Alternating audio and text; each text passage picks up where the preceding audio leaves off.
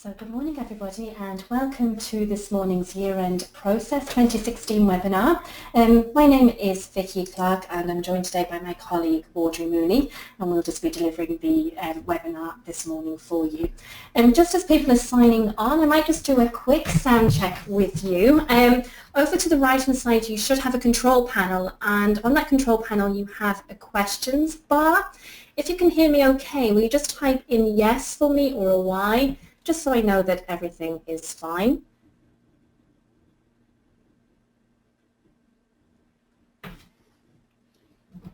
Brilliant, that is great. I'm seeing lots of yeses come through there. That's great. Okay. So, we'll get going in a second. Just a couple of things just to let you know. So today's webinar will be recorded for you. So it just means that you can maybe concentrate on the presentation, and Audrey's going to be showing you some of the software first of all, and then I'll be showing you the Revenue Online service part of the webinar.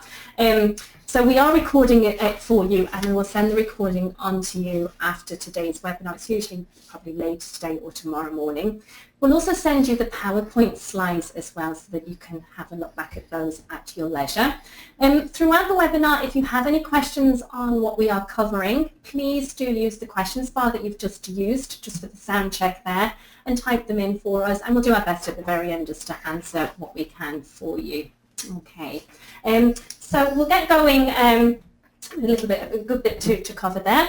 So I'm going to pass you over to my colleague Audrey. She's just going to do the first part of the webinar. Okay, thanks Audrey. Thanks Vicky. Good morning everyone. Okay, so we're just going to look, I suppose, at the processes involved in getting to your year-end and in fulfilling your year-end obligations. So the first thing, I suppose, that you need to ensure that you do for year-end is to complete the payroll for the tax year. So in this case, to complete the payroll for 2016. So all payroll frequencies for which you operate payroll should be completed prior to running any of the end-of-year revenue returns, so your P35, and also before you issue any end-of-year documents to your employees, so the P60s. So you should update all pay periods for the tax year by going to Payslips and update Payslips. Okay.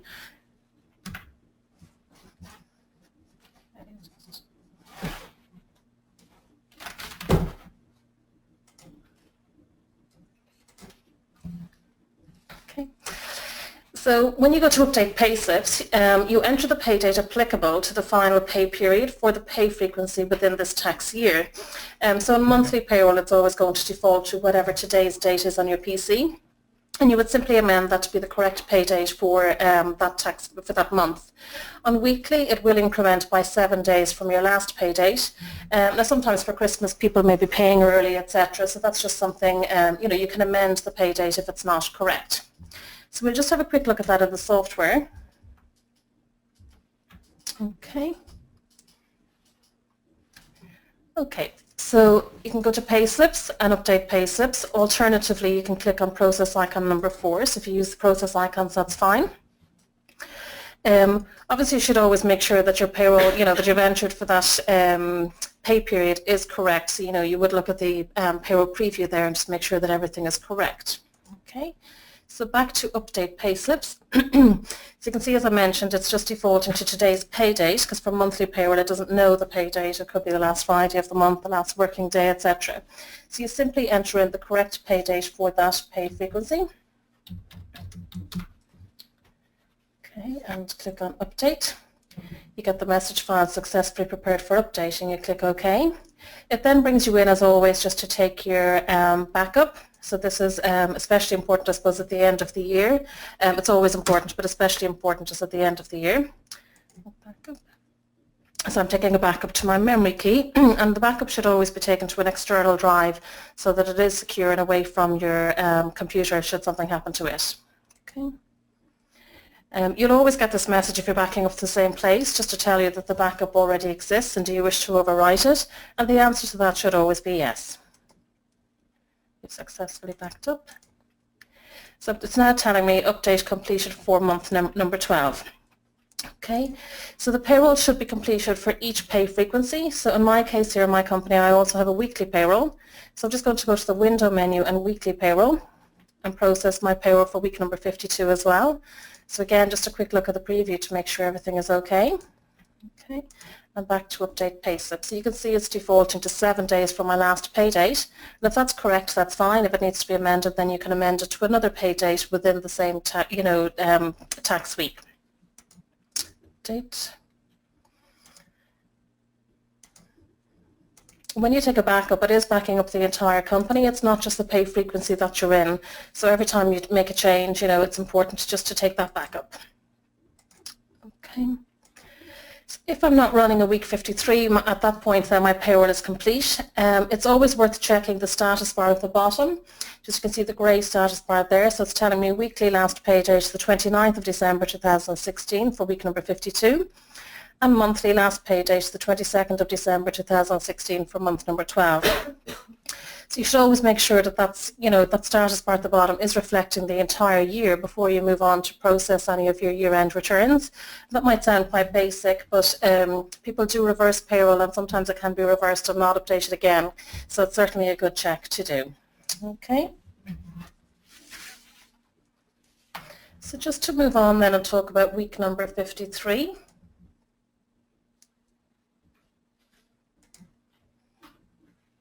Okay, so week number 53 or a week 53 occurs when there are 53 weekly payrolls in the tax year, and week 53 will fall on the 31st of December, or in a leap year it will fall on the 30th and 31st of December.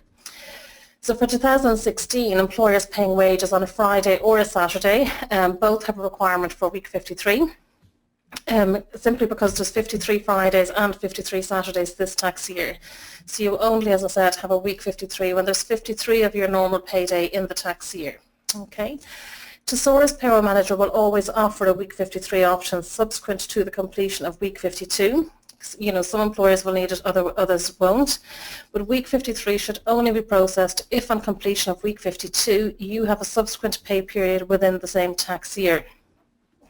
Thesaurus Payroll Manager, excuse me, automatically applies the revenue rules for week 53 where there is a requirement for week 53. There's no user action required. It's very important, you'll see the note in red there, that everybody sticks to revenue's PAYE calendar. And for that reason, you should only ever do a week 53 when you do actually require it, because otherwise you're going to end up on the wrong week number, in revenue's eyes, if you like, for a few years to come. So it's extremely important just to stick to those, the correct week number and corresponding pay date.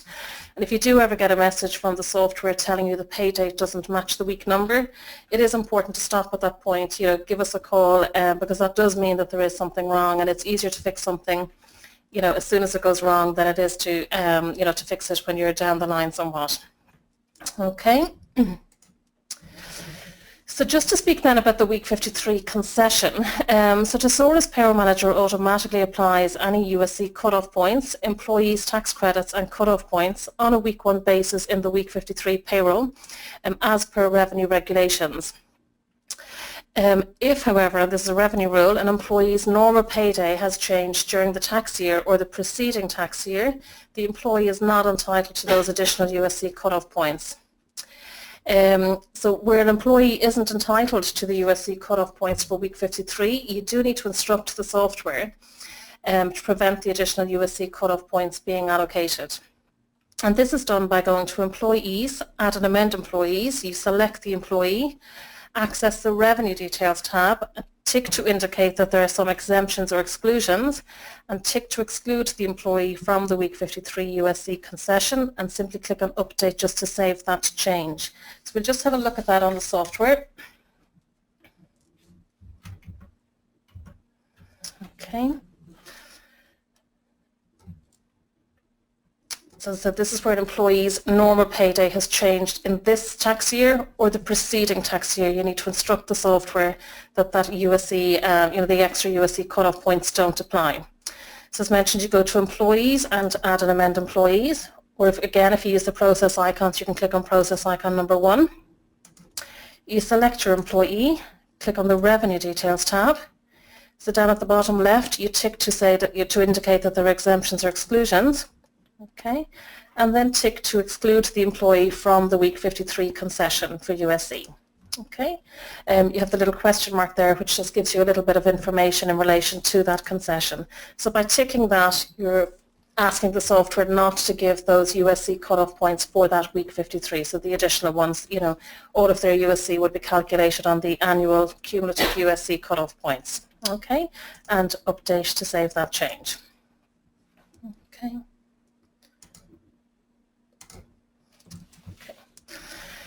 So on completion of the final payroll for each pay frequency that you operate payroll, so that is monthly and or weekly or fortnightly, you should then issue final pay period payslips to all employees. You would access the payslips menu and go to print or email payslips. You would select, once in there in the utility, you would select printed or email as per your requirements. Okay, so again, we'll just go back to the software for a moment. Okay. So payslips and print email payslips, or again, if you use the process icons, it's process icon number 5. Okay, so under the payslip type, you have the email payslip. You also have the 2 per page low resolution and high resolution. So you just select the payslip that you require. Okay, when you select the email payslips, it'll only show the employees that you have email addresses entered for. Okay, email. So that's my payslip email there to Joseph Adams, and you would then go to window and into the opposite pay frequency, in this case monthly, and issue the payslips on the monthly to the monthly paid employees also. Okay.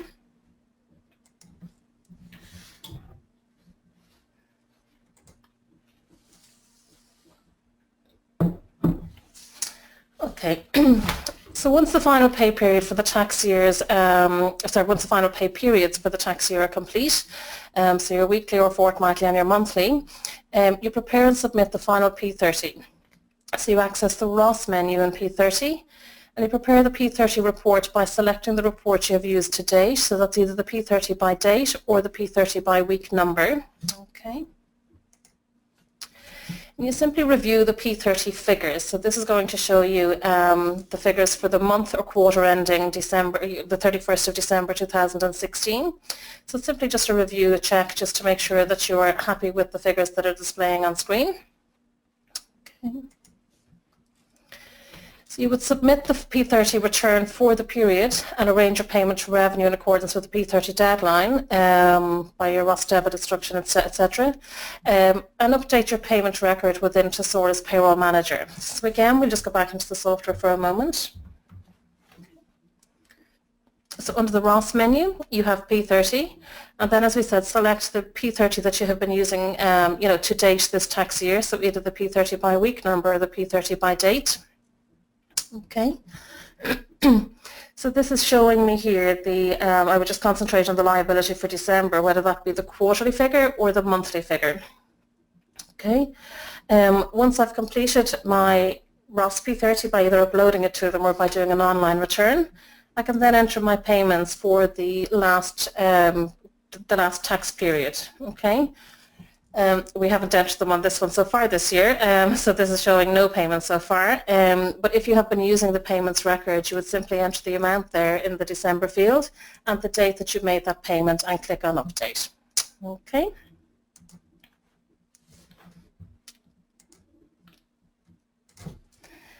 Okay, so just to speak then about employer-paid medical insurance.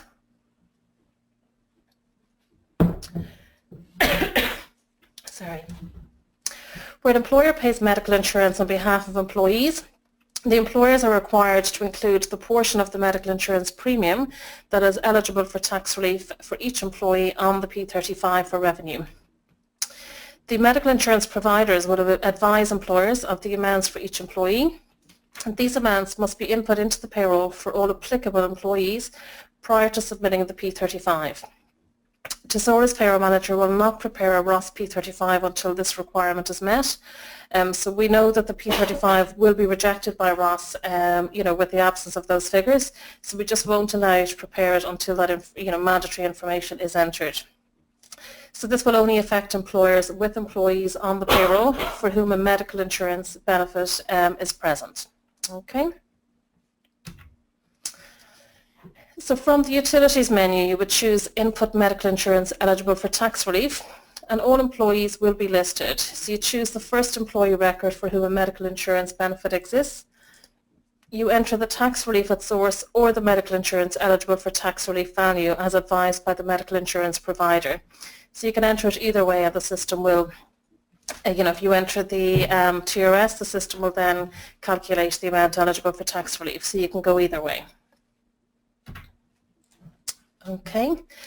So any TRS figure entered will automatically be incremented to give the medical insurance premium eligible for tax relief, and this is the revenue P35 requirement.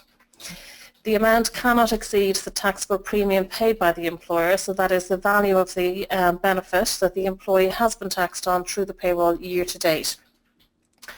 Once you're happy with the figures that you have entered, you select Update to save the entry, and just repeat this process until all relevant employees have been updated. So until you have updated all employees, for whom a medical insurance benefit exists on the payroll. Okay, we'll have a look at that in a moment on the software, just when we're looking at the P35. Okay. Okay, so it is important then, I suppose, just to, to review your end of year reports in the software to ensure that you're satisfied and happy with the final payroll information and figures prior to proceeding to the P35 submission.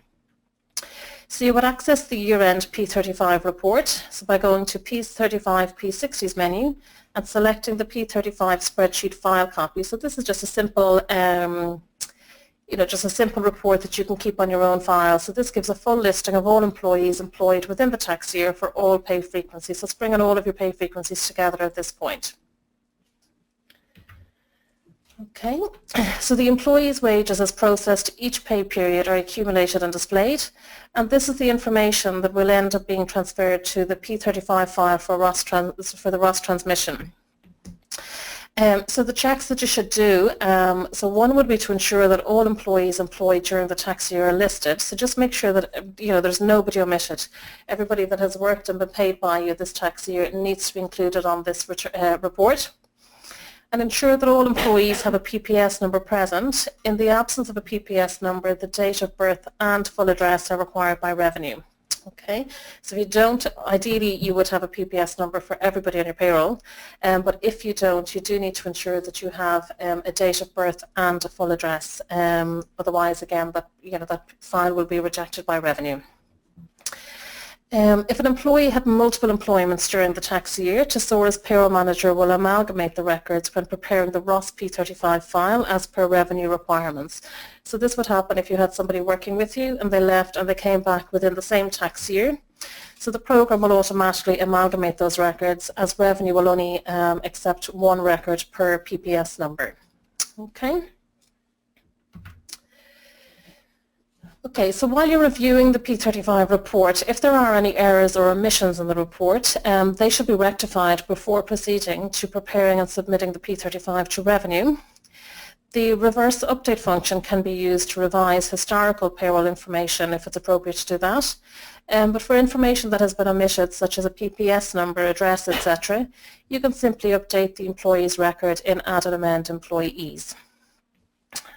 Okay. So we'll just go into the software there for a second.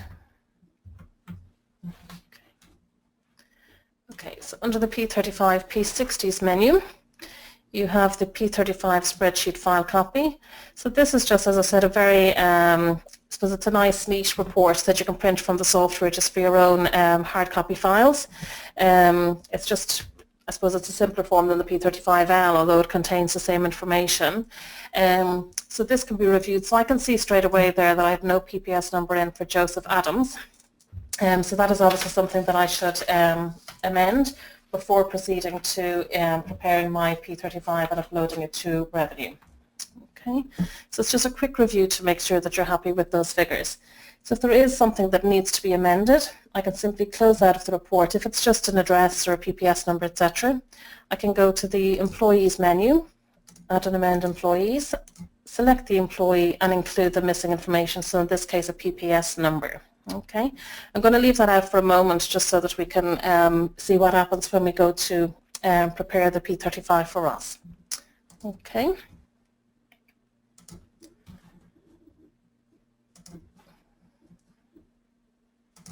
Okay. So that's just back to that report there. Okay.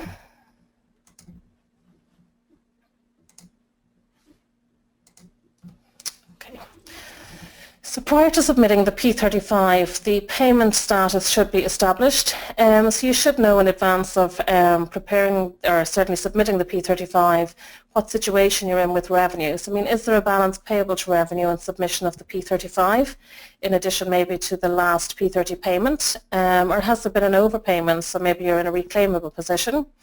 Or if all payments are made, there may indeed be a zero balance. But you just should be aware of that status, I suppose, before you upload the P35 to revenue. So you should reconcile payments made to revenue as per the ROS account, and this can be done by preparing a ROS statement of 2016 payments on account. Okay, so within ROS then, to prepare a ROS statement of 2016 payments made, you can check your P30 periodical payments made on account to revenue for the tax year by logging into the ROS account and selecting the revenue record. From the options menu there on the left-hand side, you can choose payments. Okay. And just select the tax type of PAYE EMP and the tax year 2016. And this will display all payments made for the tax year. So you'll see all payments made on screen. So this is the payments that revenue have for you. It's not the payments that you've recorded on our software. So this is what they have done as having received from you. So when you compare this to your P35, the liability on your software, then you will see, any difference, or you'll know whether you're in as a reclaimable position, whether you owe revenue, or whether in fact everything is clear and it's a zero balance. It's just worth reviewing that before submitting the P35. Okay. So the P35 deadline then is the 15th of February, or for a company that ceases trading, it's 46 days after the cessation of the business. When you are happy that the payroll is complete for the tax year, you can proceed to preparing and submitting the P35. Okay, so to prepare the P35 for ROS, again you're accessing the P35 P60s menu and you're selecting the ROS P35. Okay. So you should ensure that all validation issues have been resolved and enter the contact details as desired. You can click continue. The payroll will default to a file destination of C, the ROS folder, and P35L. If you're happy with that location, you can simply click on prepare file. Some people we know have ROS perhaps on a different PC, so they may need to save that to a memory key, etc. So you can just change that at your, as you need to. Okay, so just to go back into the software for a moment before I hand you over to Vicky. Okay, so under the P35 P60s menu, you have ROS P35. Okay, so it'll always ask you to ensure that you're on the latest version of the software. Okay, so to check that you're on the latest version of the software, you can simply go to help and check for updates. Okay, so you always want to get that message that you're on the latest version. Provided you do have an internet connection when you're launching the software, it will always tell you if an upgrade is available, and it is important, I suppose, to run any upgrades that we release, ideally as soon as we release them. Okay, so we can go back to P35 P60s and ROS P35, and I'm happy now that I'm on the latest version, so I can click OK. Okay, so straight away here I'm getting a message to say that there is information required or invalid information as detailed above. You should close out of this routine and go to Add or Amend Employees to enter the, or I suppose correct the information, whatever the case may be. So it'll always offer to print, to give a printout of the validation issues. I'm going to say no for a moment. If you have a number of validation issues, it certainly might be worthwhile printing. I know what my validation issue is, and it's that I have no PPS number entered for Joseph Adams. Okay, and in addition I have no date of birth in for this employee. So I'm just going to close out of this routine. I just wanted to show you, I suppose, the message that comes up when there is missing information. Okay, and back to employees and Add and Amend Employees. I'm just going to enter in the PPS number.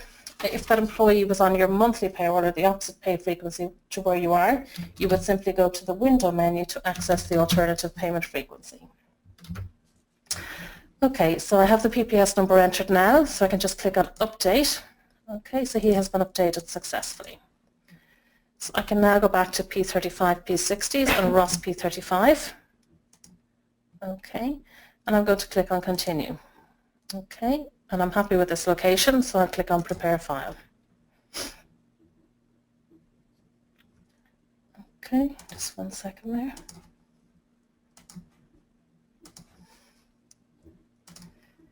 Sorry, I just want to check something. Okay, I'm just going to reverse my last month. I had put something in and taken it back up, but somehow it's gone. Just bear with me for 1 second if you don't mind.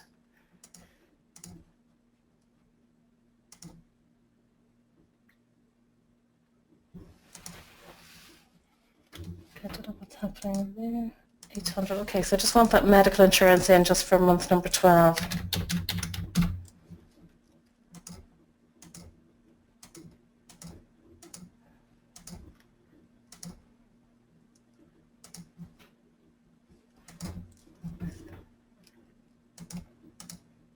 Sorry, I don't know what's happening there. Just 1 second.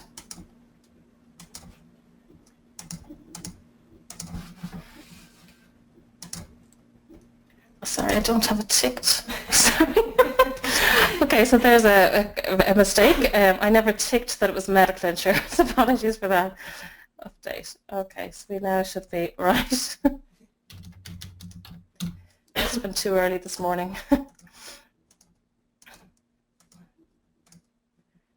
Okay, and now I certainly should have that. Okay.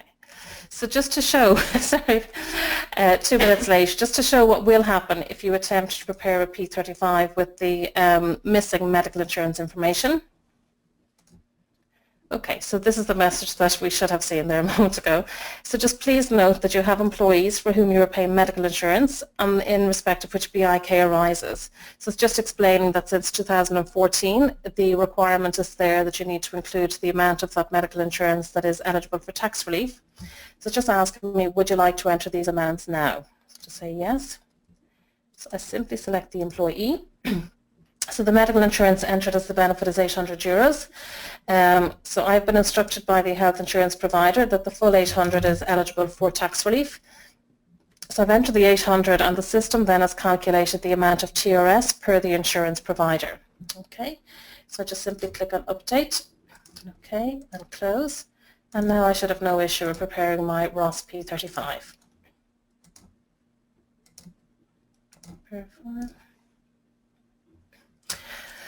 Okay, so it's telling me now that the ROS P35 file has been copied to the specified location, so that's gone to C, ROS and the P35L folder, and it'll always be named the last 5 characters of the PAYE registration number dash the year .P35. Okay, so that's saved ready then for uploading to ROS. I'm going to hand you over to Vicky now to take over for a while. Thanks, Audrey. Thanks, Vicky. Sure, so just bear with us a second so I can access the screens. Okay, just 1 second there.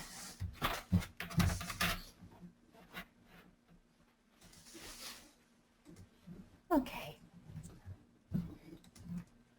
Okay, so once you've prepared your P35 file in Thesaurus, you're now basically done with the software, and you're now ready to upload that P35 file into the Revenue Online service. So the first thing to do is just to log into your ROS account, and that can be done at revenue.ie and by selecting the ROS login option there. This will take you through to the screen that you can see on the slide here, and all you need to do is choose your certificate, your digital certificate, and enter the password that you have associated with that certificate. And then all you need to do is press the Log into ROS button here. Okay, this should then bring you straight into the My Services utility within the Revenue Online service, if it doesn't just select this option from the menu there. Next, you then just need to look under Returns and Payments that you can see here, and you're actually selecting Upload Forms Completed Offline. Here you'll find a drop-down menu with a variety of items in that drop-down listing, excuse me, and the one you'll be choosing is P35L. Okay. Once selected, all you need to do then is click on Upload Return, this little button here. Okay. This brings you through to a new screen. So the first thing to do is to click on the Add File button here, Okay, and this will bring up a window in which you then browse to the location of where you saved your P35 file to in Thesaurus. So Audrey saved to the C drive, to the ROS folder and the P35 folder there, which would be the default location. Okay, once you've browsed to the location of where you saved your file to, you will find your P35 file sitting there. So our file name was 4567E-16.P35, so you're going to select it. You'll find an open button just at the bottom of that new pop-up window, and that will bring then your file into this box here. So you need to see your file here before you proceed any further. Okay. You then enter your password again and simply select Upload File here. Okay. On the following screen then, you'll basically what ROS will do is read what's in that P35 file that you prepared in Thesaurus, and you'll see a breakdown of your P35L, your P35LT, if applicable, your P35LF and P35 declaration. Okay. So it's important just to look through that again, just to make sure that you're happy with everything. You'll also find P30 payment details, and this will be a total of all the payments submitted for 2016. It's probably best just to point out at this point that these figures are taken directly from your account with revenue and not from that payment record within Thesaurus Payroll Manager. The payment record in Thesaurus Payroll Manager is simply an admin tool for you, and no amounts are flowing through anywhere from that payments record in our software. So basically the figures you're seeing for your P30 payments are basically what revenue have, recorded at their side. Okay. You'll then find a P35 summary, and this will tell you whether you have either a balance outstanding with them, whether you have a nil balance that you're paid completely up to date, or if you are in a refund situation. Okay. So with these three possibilities, basically what revenue have done is they've taken, the calculation has been derived from taking the payments made on account that they have for you, and basically from the total liability showing on that P35 file that you have just uploaded to them. So they're determining whether there's a balance owing or not from that. Okay. Once happy to then proceed, you then need to choose whether you are going to make a payment or of the amount that they're prompting, that they're saying that's outstanding for you, or whether just to file the P35 return only. Okay, and maybe the reason for filing a return only is possibly because you are in a refund position, or you wish to make a payment at a later date, or I suppose what you do need to bear in mind sometimes is that maybe you have made the payment to revenue, but is not yet reflected on your account. So there could just be that timing delay that you've made the payment, but it's not yet showing at their side. So that's something really to be aware of. Okay. If you find that the amount due is equal to the December P30, again, for which payment's already been arranged, again, just do not repeat payment. That's the most important thing, really, just to say really concerning this slide. Okay. So should you choose to make a payment at the same time as filing your P35, then on the following screen then you'll just be asked to select your payment method, and that can either be a debit card payment or RDI, so a ROS debit instruction. Okay. The amounts due will be displayed on the screen for you, and all you need to do is enter the total amount of the payment you are making. Okay. Then you simply enter the date of your payment. Okay, and if you are paying by the ROS debit instruction method, this can be set to the 23rd of February. Okay. Once you're happy, then all you need to do is press the next button here. Okay, and you'll basically just get a summary screen just asking you to confirm your details and to confirm your payment. So it's just advisable just to check over everything here, make sure that you're happy. Okay, when you are, you're going to click the OK button, and you'll then be asked to enter your password again, And the very final step is to select Sign and Submit. So this is the point of no return, basically. Sign and Submit is sending everything off, and what you should then get is an acknowledgement confirmation number. This should be displayed on the screen for you. And again, we would recommend you just write this number down, make a note of it, just in case there's ever any comeback, you know, they say that you never submitted, for example. That really is confirmation that you did. You should also get an acknowledgement into your ROS inbox as well, so, you know, it's worth checking that location too. Okay. If you don't wish to make a payment, or you have no need to make a payment, then you'll be selecting the option to file return only. Okay. And again, all you need to do with here is just select the option. You can see where this arrow is here, just to select file return only and click on next. Again, this will take you through to the final screen. And again, all you need to do is enter your password and hit the sign and submit button again, okay, just to complete your P35 upload. And again, same again, an acknowledgement confirmation number will come through to you, make a note of it, and then you should get the acknowledgement into your ROS inbox as well. There. Okay, and that's basically your P35 upload complete. So your job is done in that regard. I'd just like to just bring to your attention, for anybody who's listening today, if you have, if you're operating multiple payrolls under one PAYE number. By that, just to give you an examples of how that could happen, it could be possibly that you have, you know, maybe you've got weekly and monthly payroll, and maybe somebody in the office is looking after weekly payroll and they have the weekly payroll on their computer, and then somebody else maybe is doing monthly payroll on their own computers. So basically the payroll itself has been split up, but it is still the one PAYE number under which both are operating. Could be maybe you've got different branches, you know, so the payroll has been divided up in that manner. Okay. Where that is the case, it is important that when you are uploading your P35 file to ROS, that all parts are uploaded at the same time. So say you have the payroll split into two, okay, you'll need to upload the two P35 files. So I'll just use my simple example there where you may have weekly and monthly but separated. So the user who is doing the weekly payroll will need to produce a P35 file in Thesaurus, and also the monthly payroll operator as well. What you will need to do is upload those two files at the same time, and that's so ROS can basically amalgamate them for you and create one declaration from the two files. What you can't do is have somebody upload one file and submit it, and then for the second user to come along and go, okay, I've now got my file, I'm going to, you know, add that and upload it to it. It cannot work. It would just replace the previous ones. They need to be added at the same time.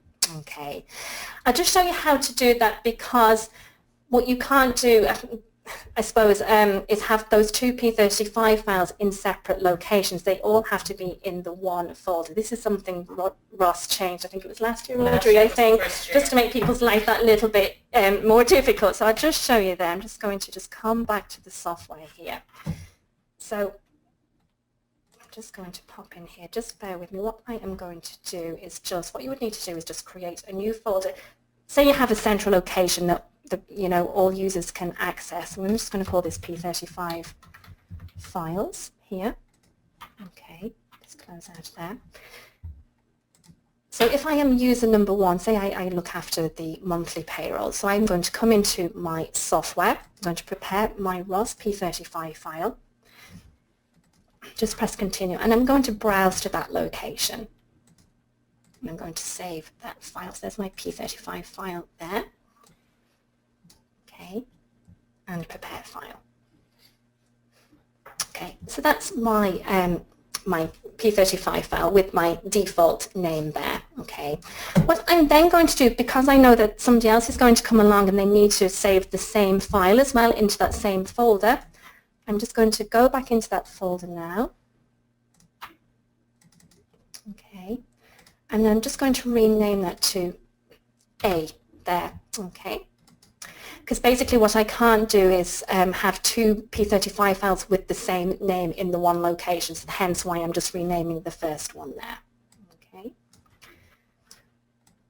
Now, I'm just going to use the same file, but if this was obviously maybe a different machine, I'll just pretend it's the weekly payroll now. So the second user would then do the same thing. They'd come into Thesaurus, they're going to prepare their P35 file. Okay, and I'm going to save it into that central folder that I've created. Excuse me. Okay. So you can see here now, if I go to that P35 file folder, those are my two files. So I need to have all my P35 files from all the separate locations in the one place. Okay. Once that's done, I'll pop back to the slides here for you.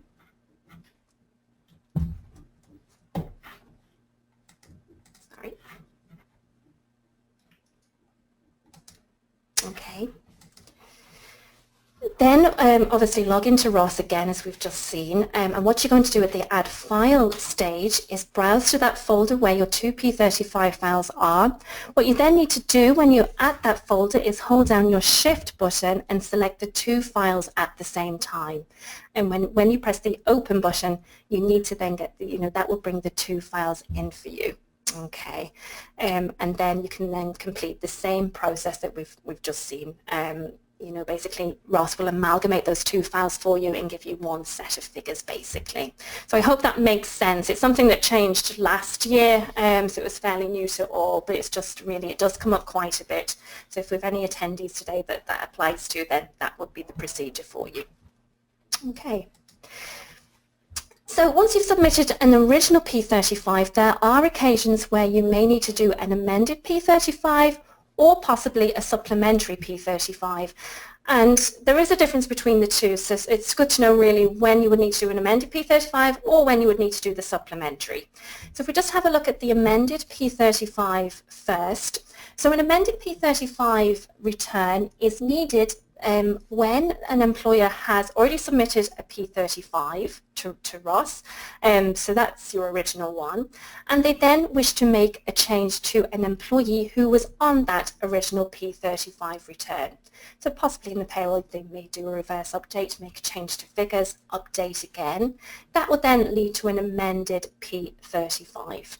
Okay, so you can upload an amended P35 to ROS, and what that does, it basically completely replaces the original P35 that you did. Okay. What Revenue always advise is that employers or third-party agents who are submitting P35s for employers, that you should wait for receipt of your original P35 before you attempt to upload an amended P35. So just make sure you know for definite that that original P35 has been accepted. An amended P35 can be done in Thesaurus, and again I'll just pop back to the software here. So say you have made a change, and all you need to do then is pop into P35 P60s, into ROS P35 here, and you just need to tick the button at the bottom, tick here if this is an amended P35, i.e. you have already submitted a P35 before. So I'm going to tick that. Just ask you to confirm that it is an amended P35. If it is, you say yes, continue, okay. And the process is exactly the same. Again, you log into ROS and you upload that file. Okay.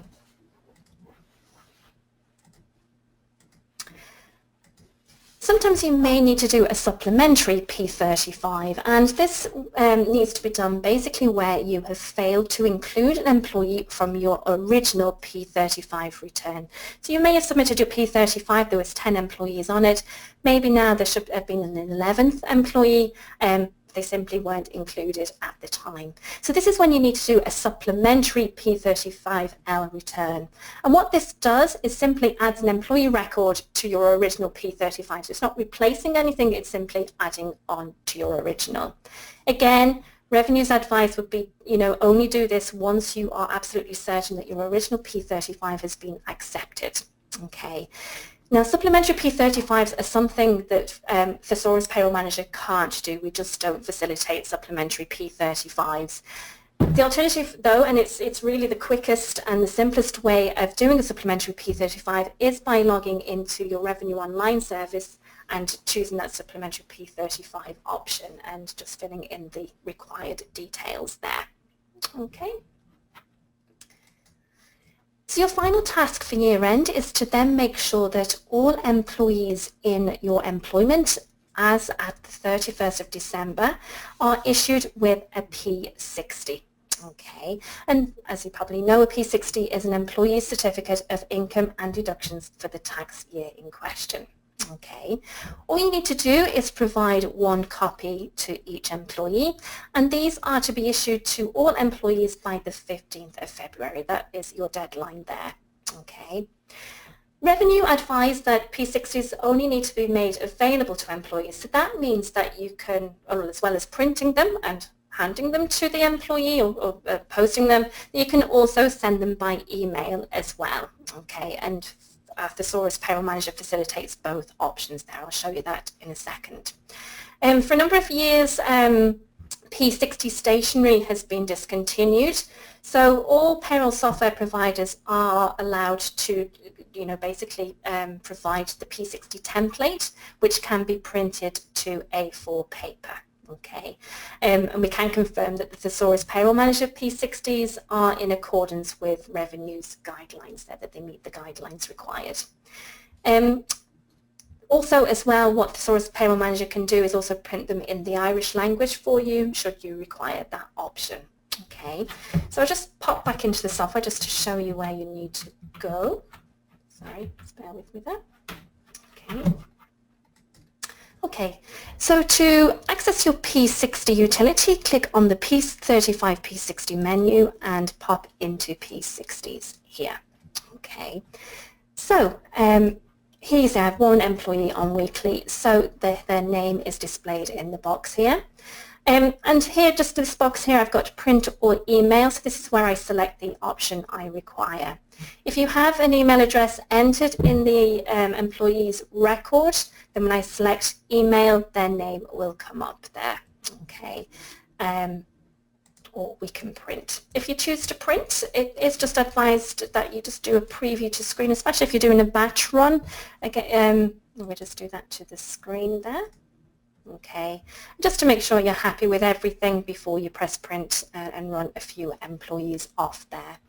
I suppose what's just worth mentioning here is that your printer settings do need to be set to A4. If I just print that to screen again there, you can see there's quite a lot to fit on. Some people may by default have their printer settings set to letter, and you may find that the P60 then runs over onto 2 pages. So you need to just make sure, and usually you just, if it is set to letter and you're having difficulty, just pop into your devices and printers here. I'm not sure what I have in here actually, but that you maybe right click and go to properties and just check everywhere that your paper size settings are set to A4, okay, just for them to print properly for you. Okay, so all I need to do is hit the print button. If you have departmental analysis in operation, you've got your employees assigned to different departments, you can run the P60s off by department as well here. Okay.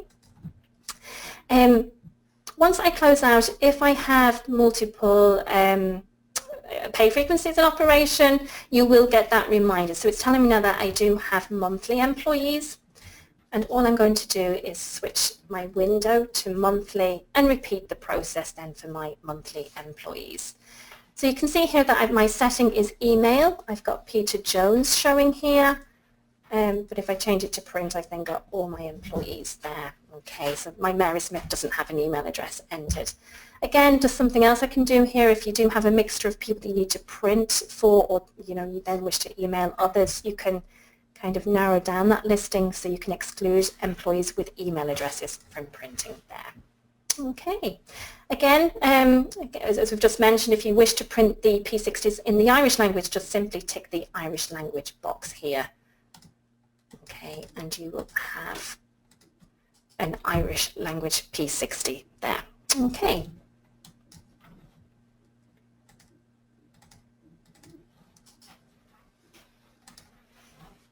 Okay, and that's just on the next slide there, it's just what I've shown you there. So when we send the slides on, you'll have a breakdown of what you just need to do. Okay, so now just pass you back to, oh no, sorry, just one more slide before I pass you back. Yeah. Just to bring to your attention, so there's nothing really to worry about yet, and it's something that software providers are going to take care of. But you may recently have been in receipt of an e-brief from Revenue regarding proposed P35 changes. I think it came through a couple of weeks ago now. But basically for next year, so for 2017, there's going to be additional information required on your P35 return. The first is now that you will need to report on any company share-based remuneration that's going through your payroll. Okay. So again, like I say, you don't need to worry too much about it. If that does apply to you, then we'll make sure that we capture it for you. So kind of all these really are background changes, but just to let you know, this is what they're now looking for.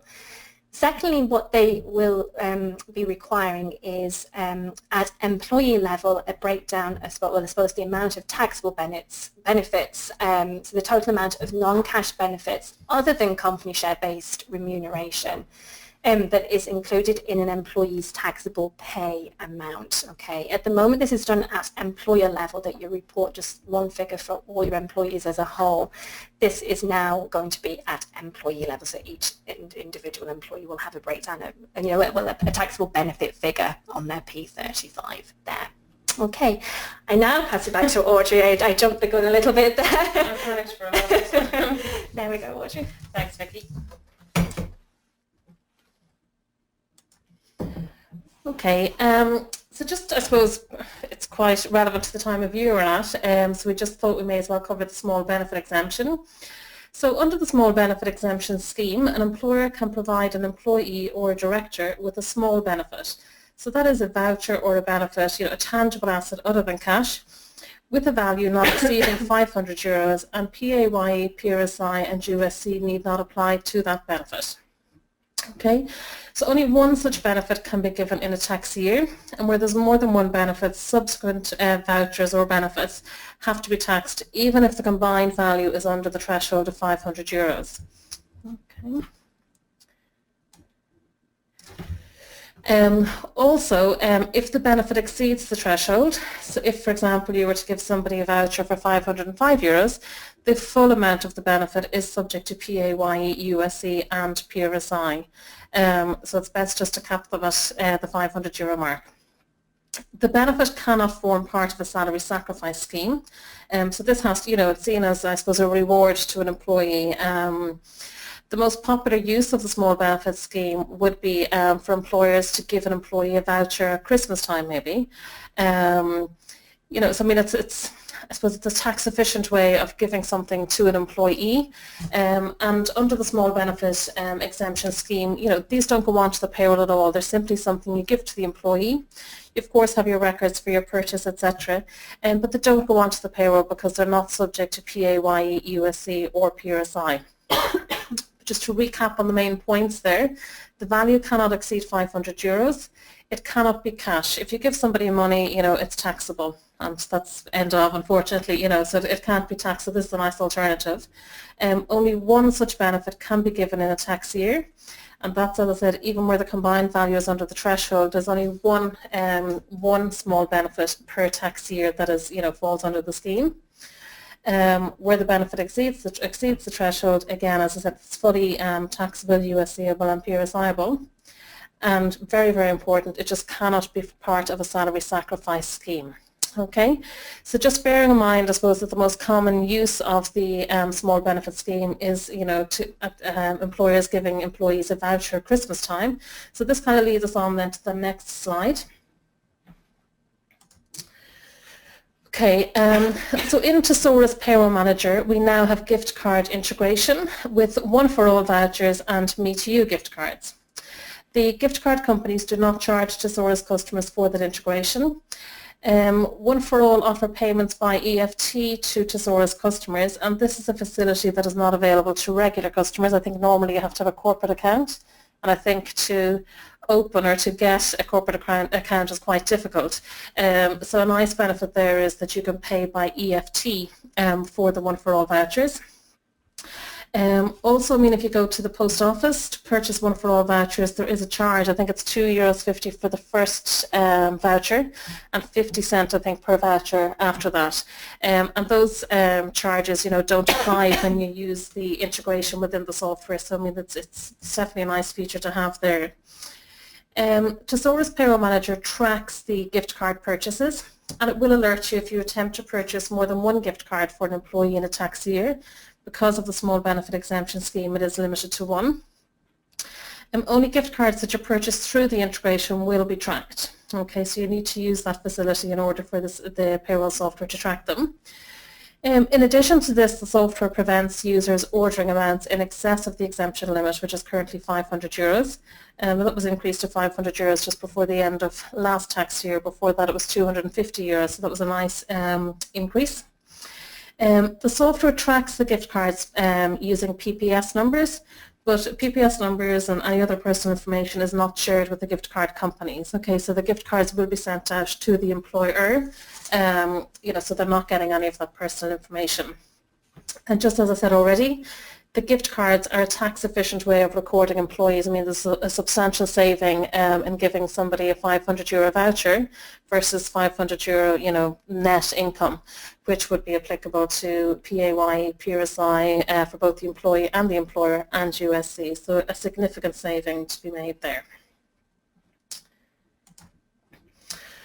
Okay, so the gift card option can be accessed in the software by clicking on process icon number 8 or by going to gift cards from the menu and select order gift cards for employees. If the employer address is not complete, it does need to be entered, so that's just required information.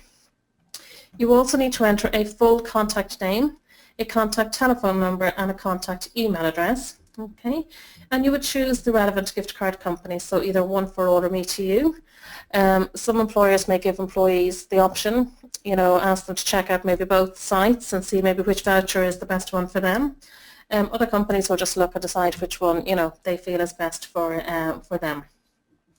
So you choose or select the correct card value for all relevant employees, and when ready you proceed to the gift card website to complete the transaction. Okay. So when the transaction is complete and you return to the software, you will be asked, did you complete the order on the gift card website? And when you say yes, then you're updating the software, you're informing the software, you know, that the order has been processed, and it then has the card values for those relevant employees.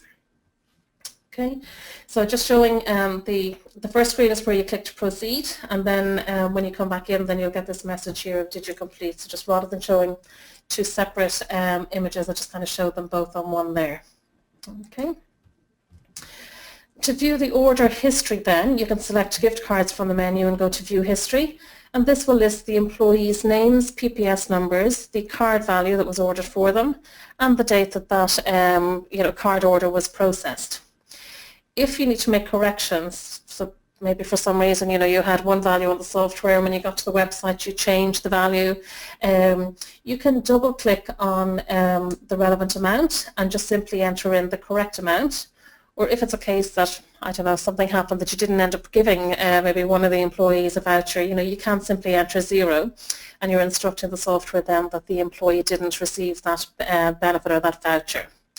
So we can just have a quick look at that in the software before we move on to our questions.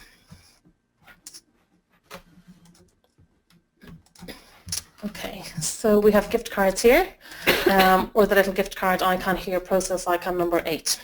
Okay. So you can see here it's telling me I have the company name and address. I have a full contact name, so I would enter in a contact number. Okay, and you can see here it's telling me that I already ordered 2 vouchers for Joseph Adams and Mary Smith yesterday. Okay, so it's telling me a card was previously ordered, so it's not going to allow me to order a second card because it knows that that wouldn't fall under the small benefit exemption scheme. But for Peter Jones here, there has been no card ordered yet, so I can choose a value for him. Okay, so I can see here on the right hand side I'll always have the total value. So if you're ordering a number of them, you know, you can keep an eye on the total value there. And simply just click to proceed to the gift card website. sorry, this is where you choose the voucher. So I mean, it's defaulted to one for all there. If it's me for you that you want, or sorry, me to you, you can just choose it. So you just make sure that that's on the correct gift card provider. Okay, and proceed to gift card website. Okay, it's going to bring me into the website, and I mean, this is what you see. You will see just the employee name, the value of the card. You can proceed to checkout, and there you would select your payment method, so whether you want to pay by EFT or by card. So you process that, the employer address and everything is there for you. And as mentioned then, when you come back into the software, you're asked to confirm the order. So did you complete this order on the gift card website? So I'm going to say yes. Okay. And now I can go to gift cards and view history. Okay, so I was messing around yesterday and I did put one in for him and then I changed it to 0. So just so you can see the whole history is there for you. But there's the new one that I processed today for Peter, just for, there for €500. So the full history is there. Okay, so that's just a new feature that was released there in the year-end upgrade, so you may already have seen it. Some of you may in fact even have already used it. Who knows? So I think we're ready then, Vicky, for any questions. That's right, so that just completes our presentation. So we have a few questions in. If you have any questions and you've not yet asked us, if you want to just use your question panel, your question tab there on your control panel at the right-hand side, please type away. So just bear with us there, we'll just get the questions up. Sorry, so we just had a request, and one particular attendee just came in a little bit late and just missed about the week 53, so I don't know whether you could just quickly go through it again, Audrey, there, very briefly. Okay, certainly. I suppose it's a very common question that we will get approaching the end of this year and sometime even into January. People asking, is it a week 53 year? And the answer is that it will be for some employers and not for others, because it is all determined by your pay day. So this year, 2016, is a week 53 year for companies that pay on either a Friday or a Saturday, because simply there's 53 Fridays and Saturdays in this tax year. So normally it would be, only for one day, but just with it being the leap year, this year it applies to employers that pay on a Friday or a Saturday. Next year actually it'll be a Sunday, so I'm sure there's probably very few people that pay on a Sunday. So not everybody has a week 53 in the same year. We did mention it's extremely important that you stick to Revenue's PAYE calendar and only do a week 53 when you're actually required, when you do need it, because otherwise it is going to leave you on the wrong week number for a number of years to come. It will go out on the recording of the slides anyway, just a little bit of further information there on week 53. Okay, and probably just a question for myself just regarding the multiple payrolls. So what if there is an employee who appears in both payrolls with the same PPS number? Okay, a very good question. When you are uploading those two files, it is going to fail because it will see that there's duplicate employees there, so it won't be able to amalgamate them for you.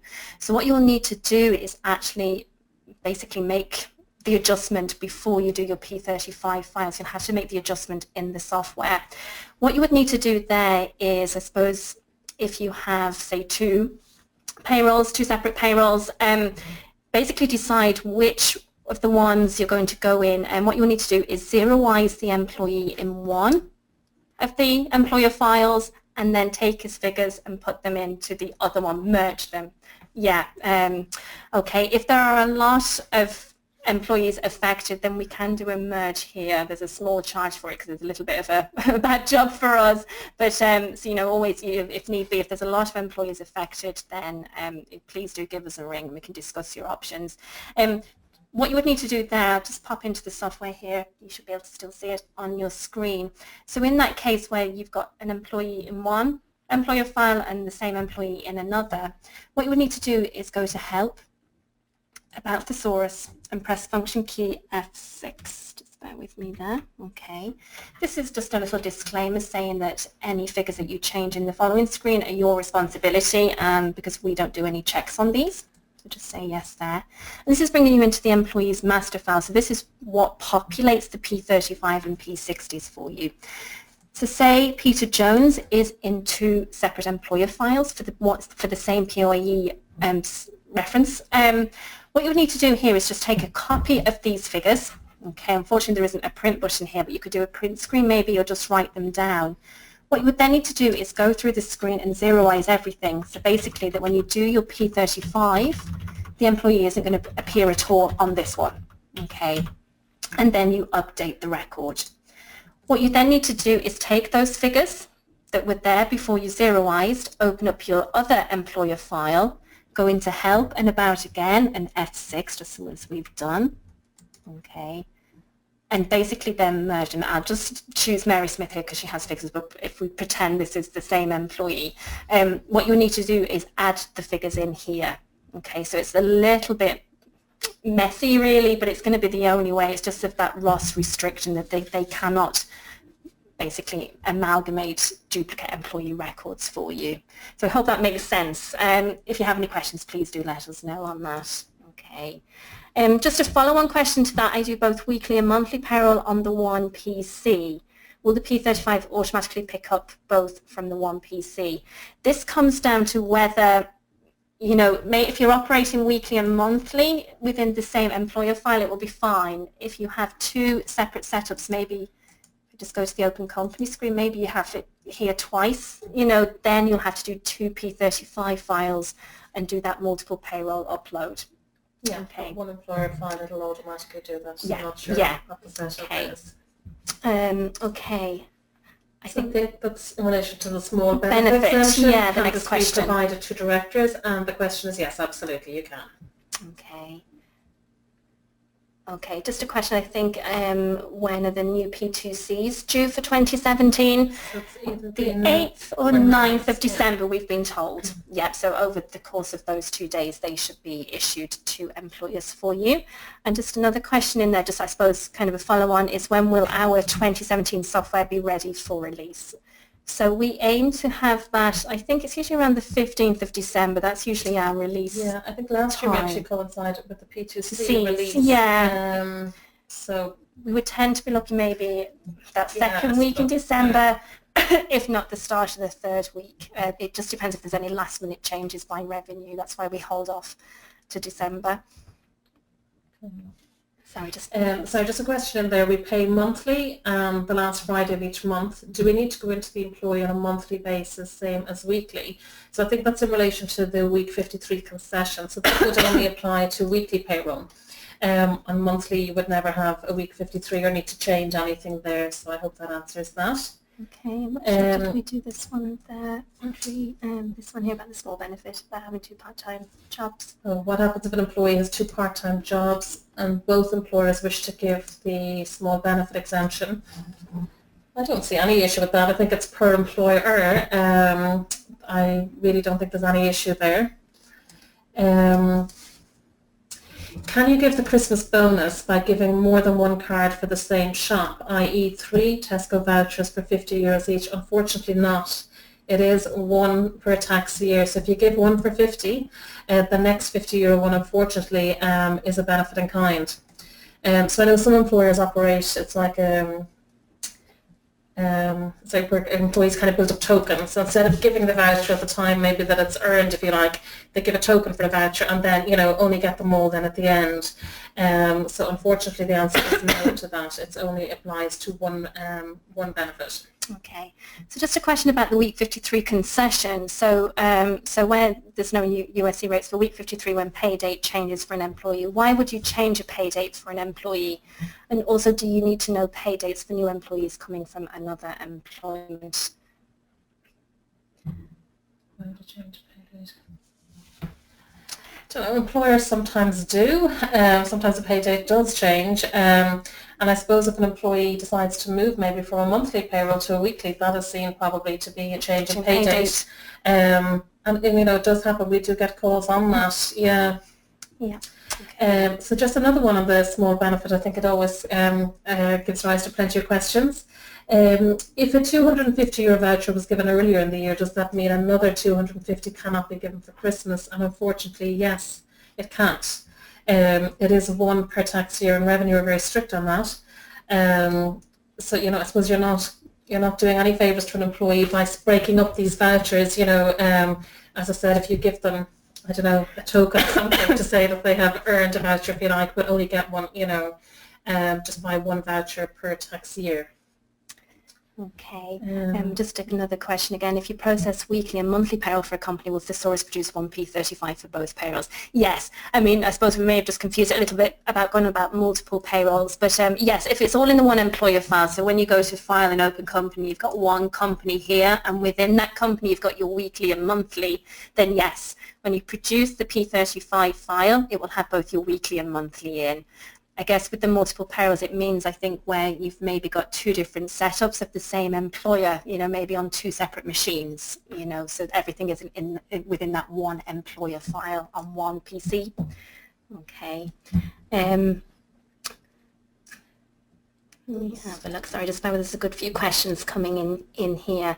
P2Cs, what can you do if you have a new starter during December after the 2017 P2C files have been issued by Revenue? Okay, so it was confirmed to us actually that usually in previous years, as soon as the 2017 P2C files have been released, basically you get no more P2C files for the current year. So for 20, you know, you'd be expecting no more to be issued. What they have confirmed with us, Revenue, that this year, and probably I suppose going forward, is that if you have a new starter after the 8th or 9th of December, you know, maybe you're taking Christmas stuff on, for example, that they will release new P2C files for them. So if you have any new starters, do make sure just to check. They have said they will issue them. Okay. Okay, so just a question there. What way would it work for employers that pay weekly and pay a week behind?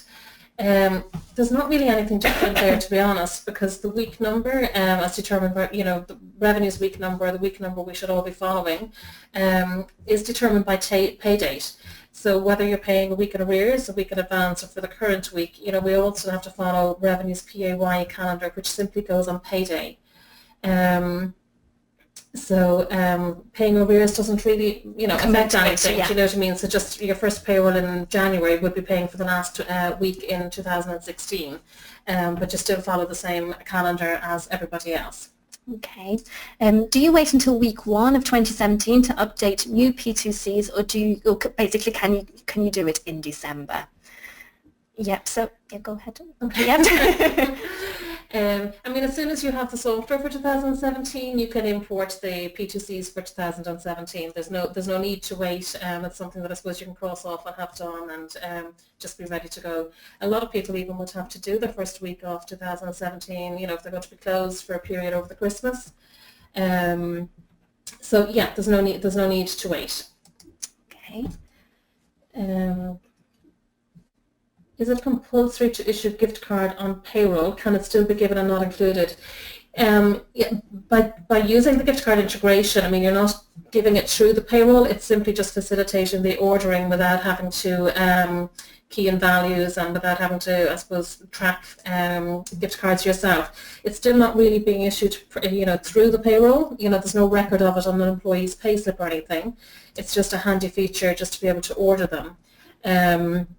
So absolutely, I mean, if you're going to the post office and buying them, etc., you can still do that in the same way. This is just a new feature just to make that a little bit easier.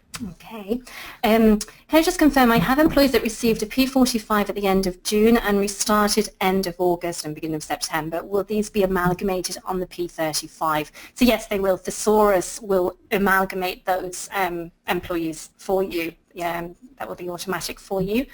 And just as well, sorry, I was just going to say on the P60, it'll show the totals for the year will be on the P60, but this employment will only show the most recent period of employment. So that's the revenue rules, you know, that the information under this employment is the most recent period of employment, but the totals will be correct. And just to follow on to that, and a separate employee worked for 4 weeks only in August, should he appear on the P35? Yes, so anybody who's gone through your payroll will be on the P35. He obviously won't be entitled to a P60 because he's not present there, you know, he's not in your employment at the 31st of December.